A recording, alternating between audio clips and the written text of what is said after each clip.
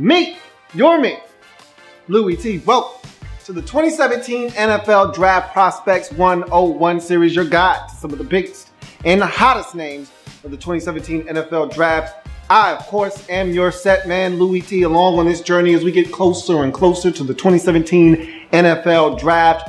We're now switching gears, talking wide receivers in this draft. Not the deepest wide receiver draft class, but still some really good football players to choose from at the top of the draft. And so we're going to talk about as many of these top prospects at the receiver position as we can. We're going to start with the guy with a lot of potential at the next level. Still think there's some things he needs to work on, but there are some things that you just can't teach that he has that he's going to bring to the next level. I'm talking about Clemson wide receiver Mike Williams. And talking about Mike Williams, the first thing you think about is his size. I'm going to talk about that and much more as we break him down, starting with his pros.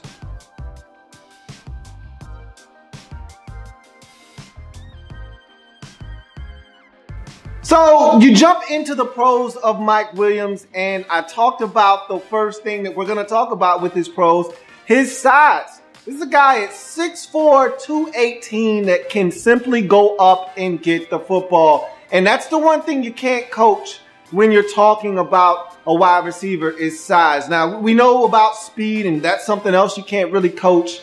But you let these athletic guys out here in these different training facilities tell you, hey, we can shave a couple of tenths of a second off of your 40 time if you come to us. But you can't add a few inches to a guy's size. Either he's 6'4" or he's not. And so this is a guy that as soon as he walks onto the field is an imposing figure at 6'4", 218. And I'm going to talk about some of the things that come along with that size as we get deeper and deeper into this breakdown. But just know that this guy is imposing at 6'4", 218. Speaking of which, his physicality and strength are the next pros. And those two are not to be confused as the same thing. When you hear physicality, I don't want you to think automatically strength, because you don't have to be a big guy to play with a level of physicality. Pierre Garçon is a 6-foot receiver, probably right around 205, 210 pounds. And he's one of the most ferocious and feisty receivers. Think of Steve Smith Sr. when he was in the league, newly retired Steve Smith Sr. This guy's what, 5'9", 5'10" on a good day, but one of the most physical receivers in the league during his time playing the game. So don't confuse size and strength with physicality. Mike Williams is physical, can get off the line of scrimmage. Guys want to come up and press him because maybe they're not as threatened by his speed. But don't think for 1 second he won't beat you off the line of scrimmage, cross face, and get the football. And so he plays with that level of physicality that you want to see, hand fighting down the field, getting and jockeying for position to go and get the football, but also is very strong. He's a physical, strong guy. The one play that comes to mind is he's catching a slant, and I'm going to talk about body control here in a second. That's another pro, and body positioning with Mike Williams. We're going to talk about that here in a second. But one of the plays that comes to mind is he catches a slant against a defender, and I want to say it was in the Pitt game. It might have been Pitt. It might have been Louisville. But the guy jumps on his back, literally tries to tackle him, jumps on his back, and Mike Williams drags him for about 3 yards, then swings him around. Another defender tries to come into the play and help get him down, and he backs both of them into the end zone for a touchdown. That's the kind of strength that I'm talking about. Plays with a level of physicality, also brings that strength, and at 6'4", 218, he better bring those two things to the table, or else I'd be very disappointed if we were talking about him as a potential first-round wide receiver. Catch radius. Another thing you just can't teach. Either you have it or you don't. The reason why teams are looking for these longer corners is for guys like Mike Williams to combat guys with such a large catch radius at 6'4", 218 with 33.5-inch arms, or 33 3/4-inch arms.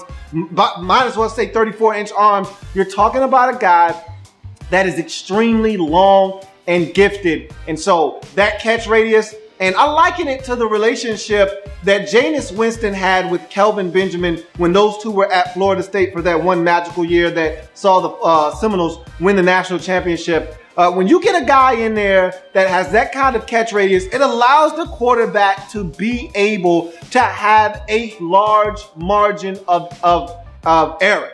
Okay, you can throw the football just about anywhere you like around that guy, and he'll make you right even when you're wrong. And even if you make a catastrophic mistake sometimes, they will at least get their hands on the ball to make it incomplete. So you gotta love a guy with the catch radius like a Mike Williams that can go up, get the football at its highest point, but also can find ways to go and do the back shoulder thing. And we'll talk about that a little bit later on. The catch radius is infinite with this guy, it seems. With that kind of size, he can go up and make plays. And trust me, Deshaun Watson took full advantage of the catch radius of Mike Williams during his time at Clemson. Body control, I talked about that earlier, said we were going to come back and talk about it. Let's talk about his body control. So when you're 6'4", 218, one of the things that you will find with guys this size is they do a really good job of using their body to box out and shield defenders away from the football, especially when they get in front of a guy. And with Mike Williams, the biggest thing you don't want to allow him to do is cross face.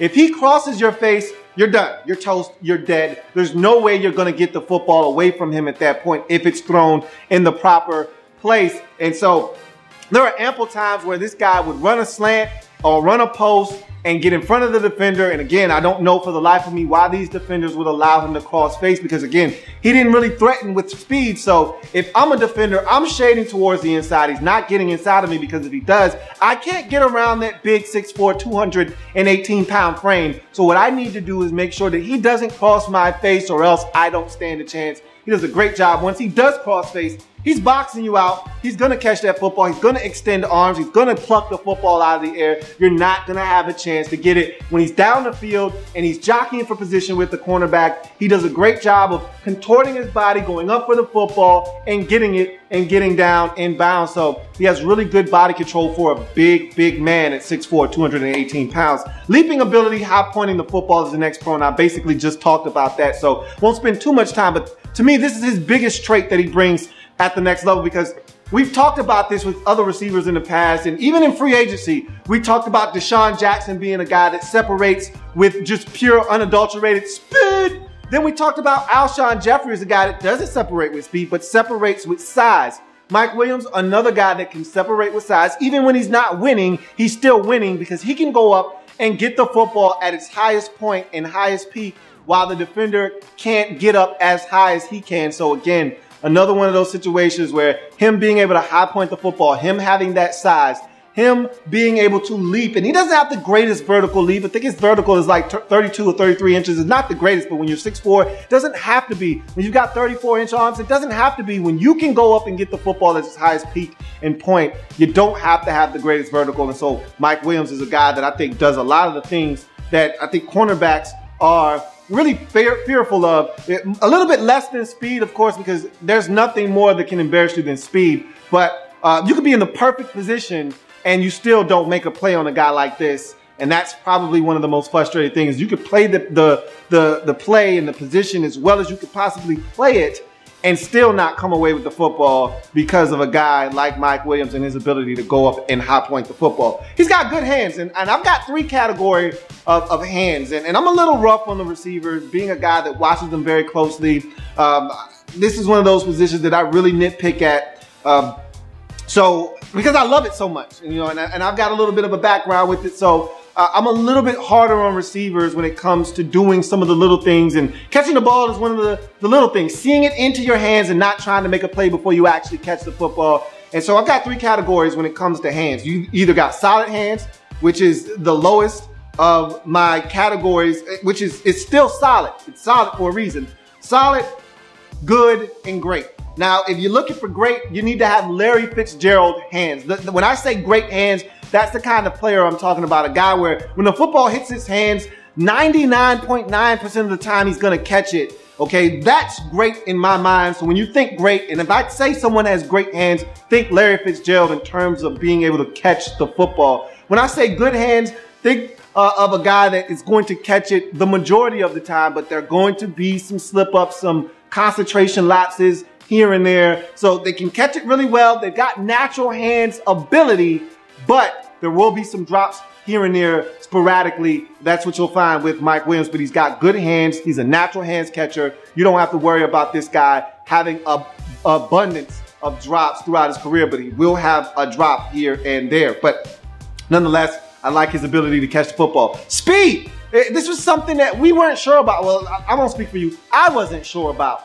with Mike Williams because I was one of those people who doubted that this guy could run fast, which is why I didn't think he ran at the combine, instead electing to run at his pro day. Well, he ran at his pro day and ran fairly well. As a matter of fact, he knocked my socks off with his 40 time of 4.48. Now, you know, those hand times can be a little misleading, 4.48, 4.5 flat, whatever the case may be. Didn't think he was going to run anywhere near close to that. The fact that he is in that range there just speaks volumes as to how fast this man can pick him up and put him down. Now, let me give you a little bit of a side note to that speed. There is a disclaimer. It's build-up speed. It's not raw, burst, pure off the line of scrimmage speed. 3-4 steps top speed. He's got to take 6, 7, 8 steps to get to top speed. And even then, I still feel like if you've got enough athleticism and you turn your hips and you run and you can run at any kind of speed, then you should be able to keep up with Mike Williams, stay in his hip pocket, and then locate football. Again,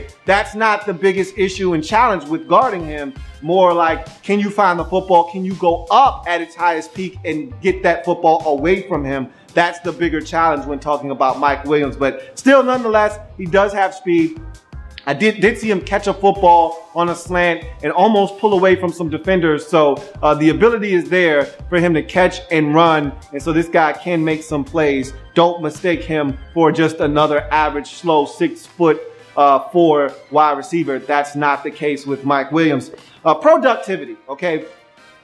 In 2016, huge year for him, phenomenal, coming off of the big injury that he had in 2015. It was good to see him come right back and respond with the type of season that he had, because this was a guy that was productive in his freshman year, productive in his sophomore year, has the injury. You don't know what you're going to get when he comes back, and then he comes back with a 98 catch, 1,361 yard, 11 touchdown campaign. So he came right back and was the man for the Clemson Tigers in a season that saw them win the national championship. And to me, he was one of the biggest reasons as to why they were able to achieve that accomplishment. You go to his next pro, toughness. Speaking of which, I talked about a big injury, and we're going to talk about that injury a little bit more in detail as we get to his cons, but he's coming off of a big injury.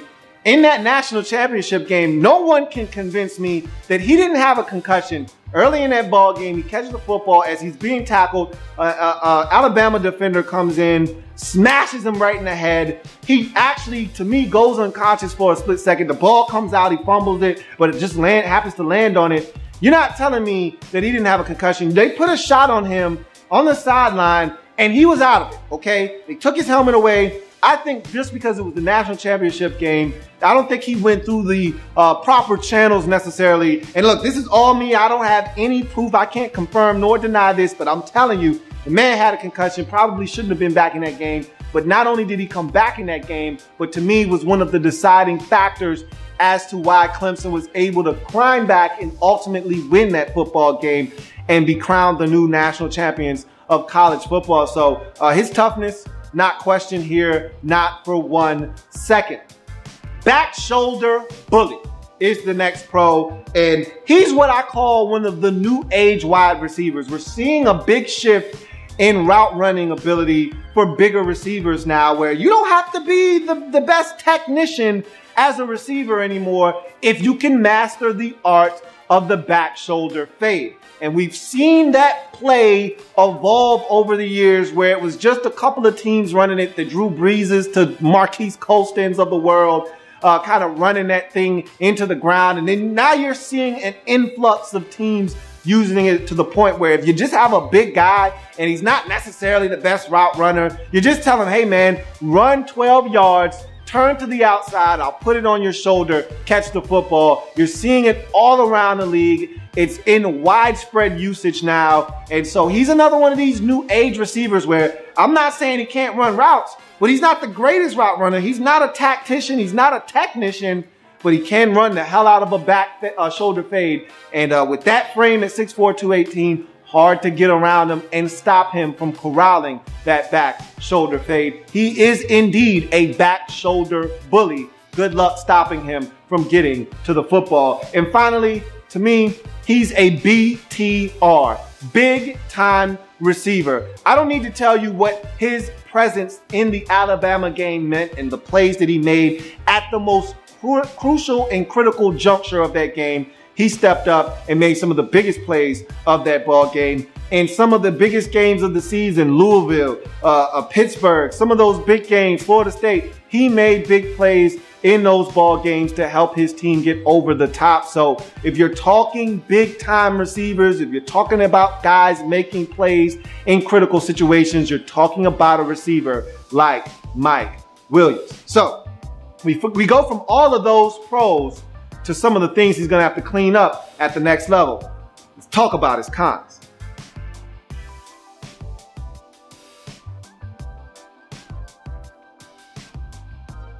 So the first con that I look at with Mike Williams is the fact that he just doesn't scare me vertically. If I'm a DB and I've got any kind of speed, I'm not afraid of Mike Williams beating me deep. Now, I told you he's got build-up speed, so it's not like this guy's slow.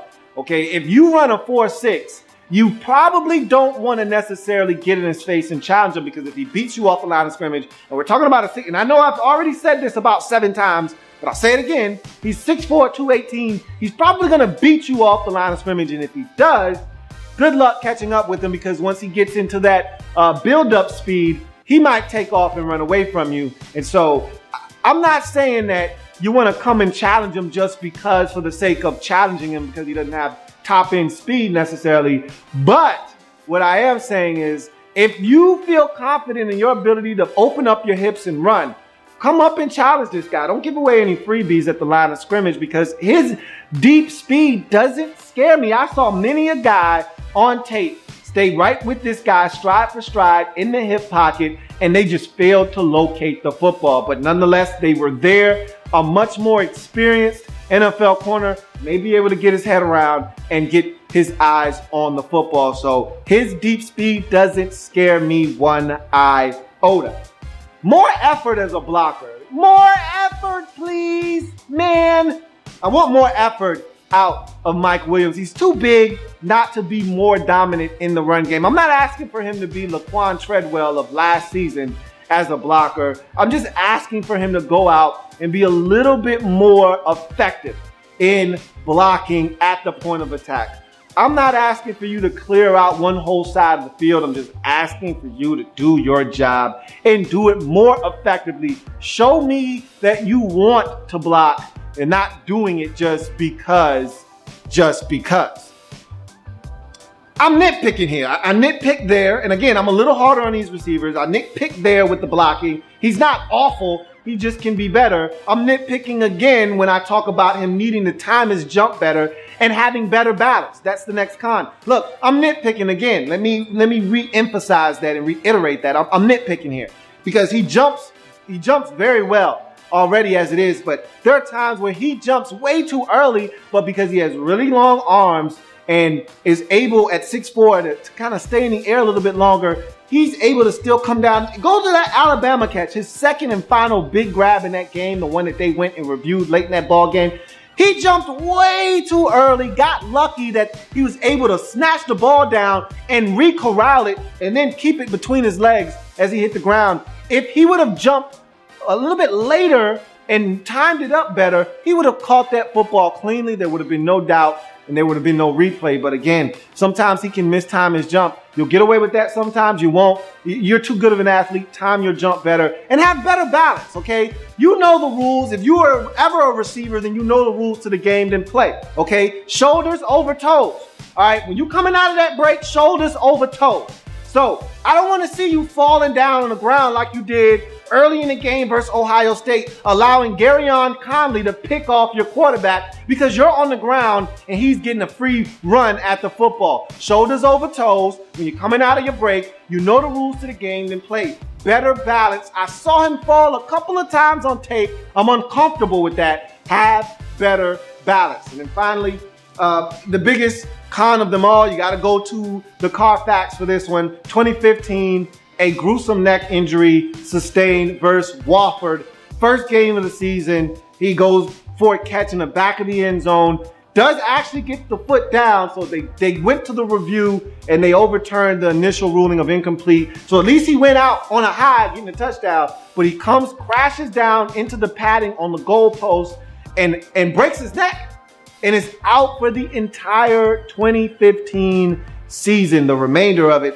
And really, we were in, 2 possessions into the season or so. So that was a catastrophic injury for a guy that was on the rise after having a strong freshman and an even better sophomore campaign. Big things were in his future in his junior campaign before getting hurt.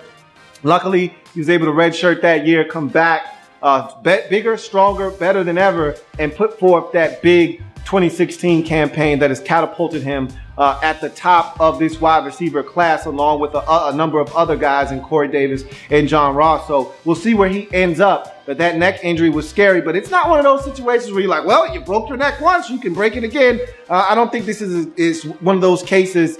You feel good about him. He didn't miss too many games in college other than that one injury. So I feel pretty good vouching for his ability to stay healthy and come out and perform for you. And I talked about his toughness already, so that's not in question. So that's Mike Williams in a nutshell, and his draft prospects 101 breakdown. If it happens in the National Football League, whether big or small, we cover it all here on the Louie Tee Network. Come back because I've got plenty more wide receivers. You best bet your ass I do.